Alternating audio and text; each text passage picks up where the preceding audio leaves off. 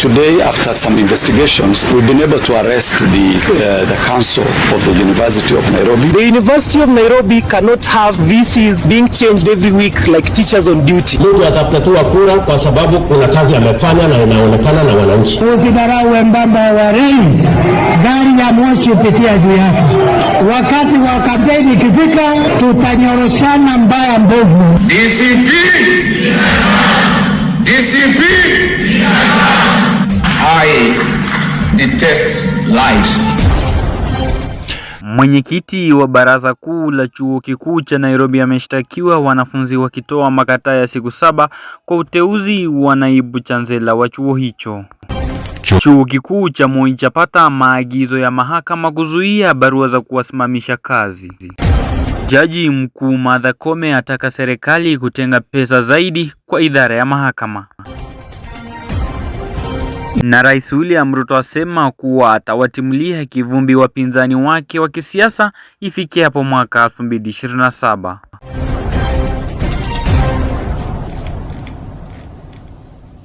John Wanyonyi. Hujambo na karibu. Hili ni jarida kamili la Jlax awamu ya saa 1. Msikilizaji, leo tunakuomba uweze kutuma maoni yako kuhusiana na mada kuu ya leo inayohusiana na usimamizi wa vyuo vikuu humu nchini ambazo zinaonekana kusambaratika. Na je, waona ni kipi ambacho kinastahili kufanyika ili kuvikwamua vyuo vikuu humu nchini, au ni wapi tumejikwaa kama taifa? Tuma maoni yako kupitia arafa, na vile tuko live katika mtandao wetu wa Facebook, na pia utaweza kutuma maoni yako kupitia mtandao wetu wa TikTok.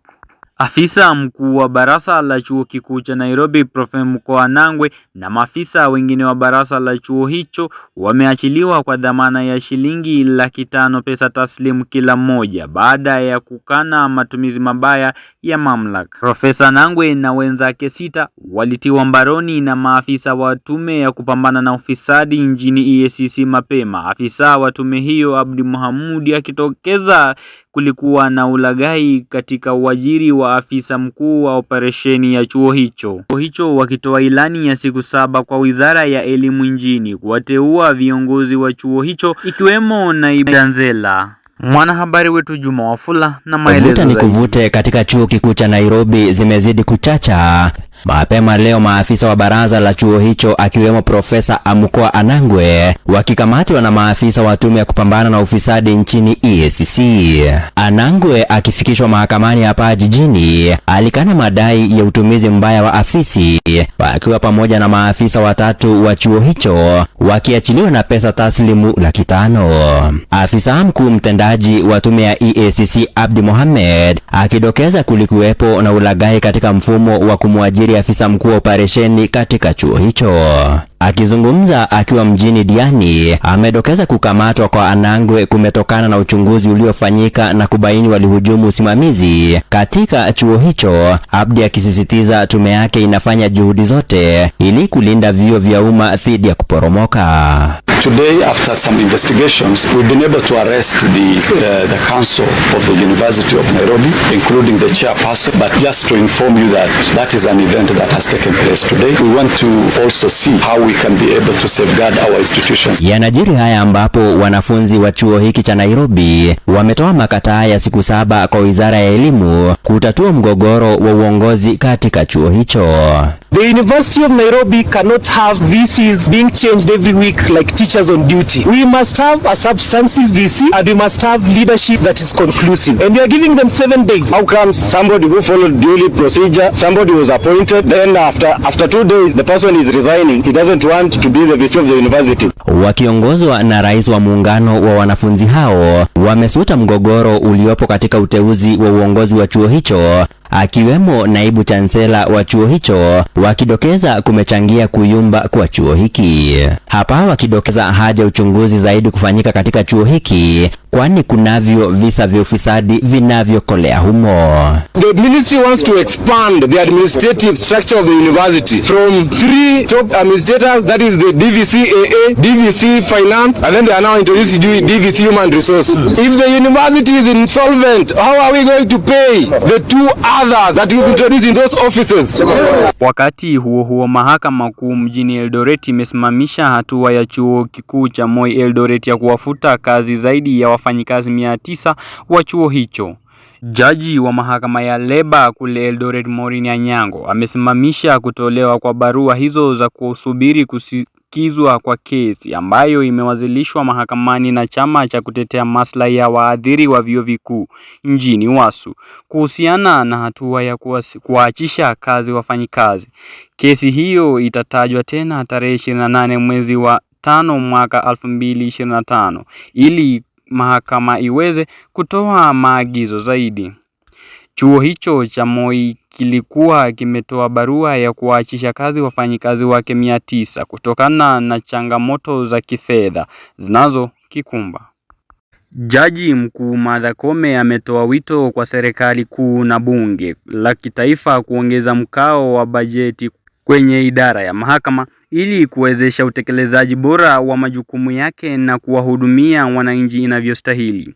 Kati ya uzinduzi wa mpango wa simu kielektroniki wa mahakama EDD Sheria App, kitabu cha ubunifu wa mahakama na ripoti ya tathmini ya usimamizi, utekelezaji na utendakazi wa mwaka 2023-2024, jaji mkuu alisema mahakama nyingi bado zinakabiliwa na changamoto kubwa kama vile uhaba wa majaji na maafisa wa mahakama, mzigo mkubwa wa kesi, miundombinu duni na mapungufu makubwa ya rasilimali. Mahakama ya JKIA hapa jijini Nairobi imempa mshukiwa wa mauaji ya mbunge wa Kasipul Ong'ondo Were, mfanyabiashara Philip Aroko, dhamana ya pesa taslim shilingi 300,000. Hii ni baada ya mahakama kukataa ombi kuendelea kumzuia kwa siku 7 zaidi. Mahakama ilipompa dhamana ilimwagiza Aroko kutosafiri kwenda Homa Bay na pia kutowasiliana na wanafamilia.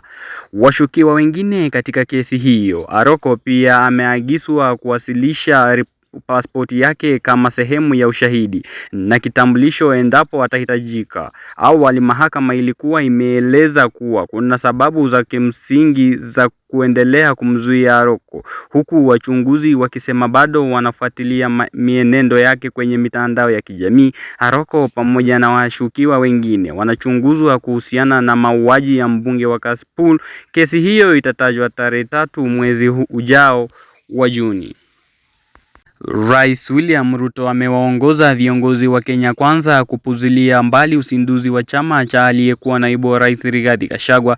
Ruto na wenzake wakisema kuwa chama hicho kinalenga kuligawanya taifa, wakisema watapambana na viongozi wa upinzani wakati mwafaka utakapowadia.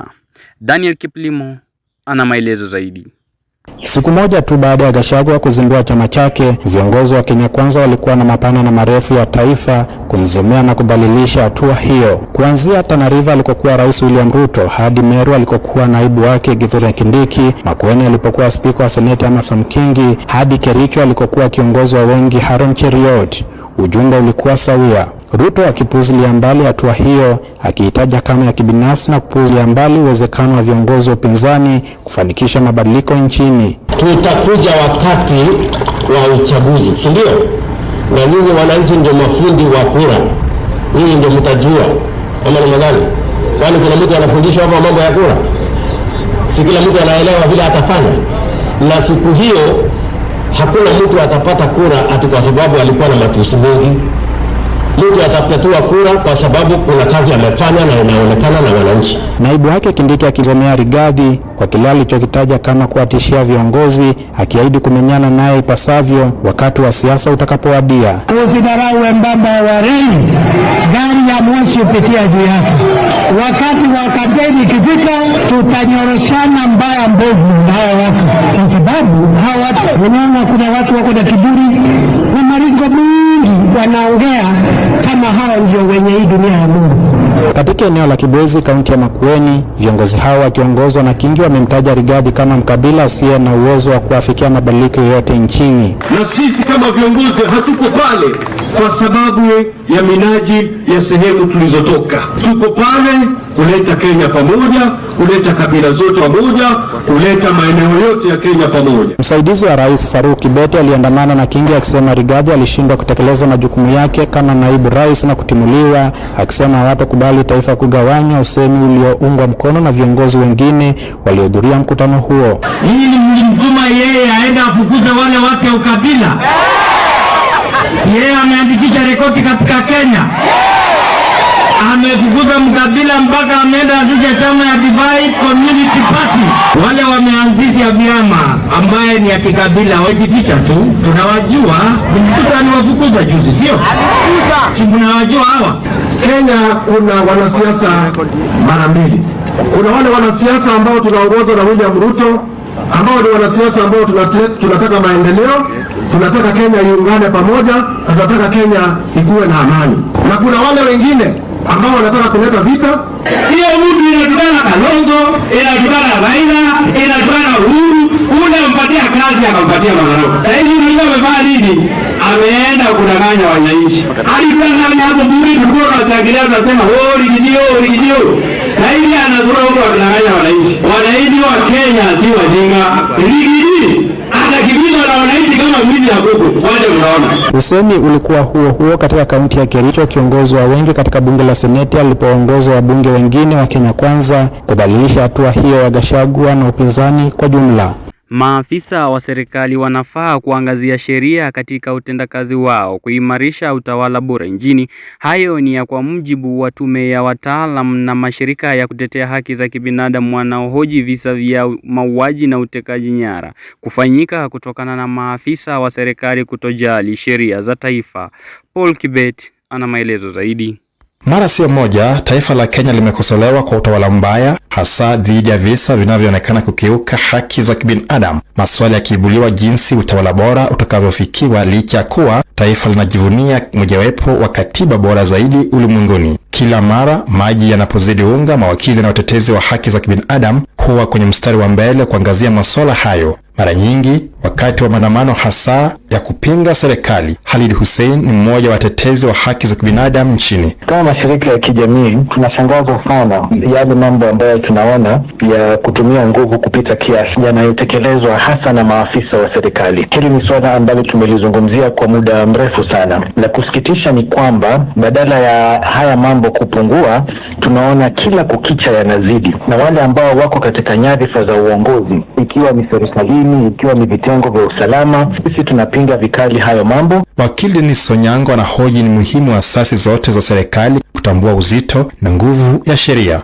Sheria tunazo za kutosha za kudhibiti usalama na mambo mengine. Kile kitu kinahitajika ni kile tunaita kwa kizungu goodwill. Kuna sheria hii, lakini wale watu husika, wale katika nyadhifa hawataki kufuata sheria. Wanafuata sheria tu ikiwapendelea, lakini sheria isipowapendelea wana ignore. Hiyo ndio shida. Kwa hivyo shida sio sheria, sheria tuko nayo. Serikali ikishikilia kila mara imekuwa kielezo chema kufanikisha utawala wa kutamaniwa. Isaac Mwaura ni msemaji wa serikali. Kuna watu pia kazi yao ni kuanza kusema kwamba tumeshinikizwa, wana wao wenyewe ndio wamekuja ni kama wanadhihaki dola, wanajaribu kufanya ni kama kuwa na burumai, mwishowe walapo wanaanza kusema kwamba wananyanyaswa, wanateswa, kuna utomvu wa haki za kibinadamu, lakini ilhadi wanajitafutia fedha kutoka wafadhili, na hao wengi tumekutana na wao. Sisi wenyewe pia tumekuwa katika mashirika na sio kiserikali. Sio haki na sio sawa watu kwamba wanaangalia mambo kama haya ili waweze kujifaidi kibinafsi, lakini kuna katiba, kiangalia sura ya 4